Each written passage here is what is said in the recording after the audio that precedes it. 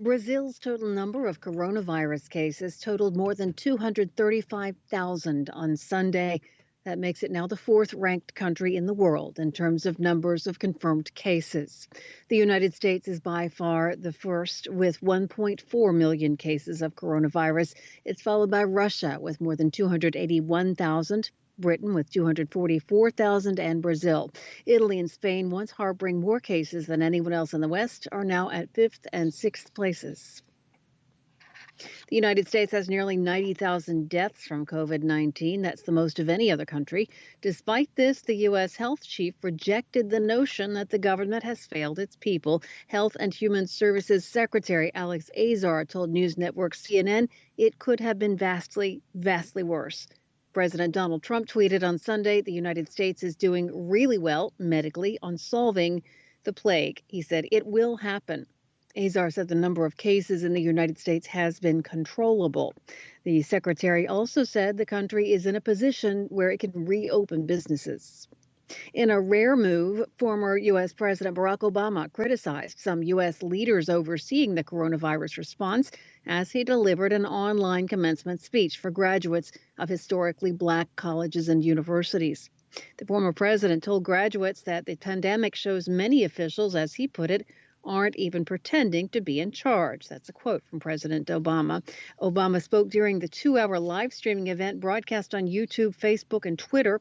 He also addressed high school graduates Saturday evening during a televised celebration called Graduate Together. A suicide bomb explosion in central Somalia has killed at least 5 people, including a regional governor on Sunday. This is VOA News. Afghan President Ashraf Ghani has signed a power-sharing deal with his rival, Abdullah. The deal signed Sunday marks a possible end to months of post-presidential election turmoil. Ghani will remain president, while Abdullah will assume the de facto number 2 position and will recommend candidates for half the cabinet. Abdullah will also lead the peace process and future negotiations with the Taliban as the head of a new High Council of National Reconciliation. Israeli Prime Minister Benjamin Netanyahu presented his new unity government to Parliament on Sunday. His power-sharing agreement with former election rival Benny Gantz ends more than a year of political deadlock. Netanyahu can now proceed toward a pledged de facto annexation of parts of the occupied West Bank, land Palestinians seek for a state of their own. China's ambassador to Israel was found dead in his home in Tel Aviv on Sunday. An Israeli police spokesman did not comment on the cause of death of Ambassador Du Wei. The 57-year-old became ambassador just in February. In Spain, the daily COVID-19 death toll dropped under 100 for the first time since the lockdown began in mid-March. Spain is the country with the fifth highest now death toll from the virus. Johns Hopkins University reports more than 27,000 people have died. Greece has reopened public beaches under strict social distancing measures during a heat wave. City dwellers have flocked to the beaches while temperatures reached 98 degrees Fahrenheit.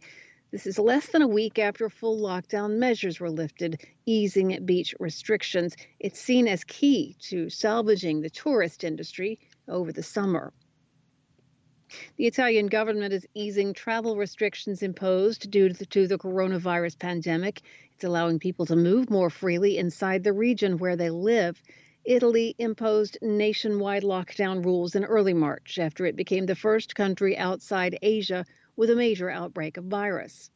But the government has gradually reopened the country as the rates of infections and deaths have fallen. Social distancing rules are being implemented in the sectors of the economy that have reopened.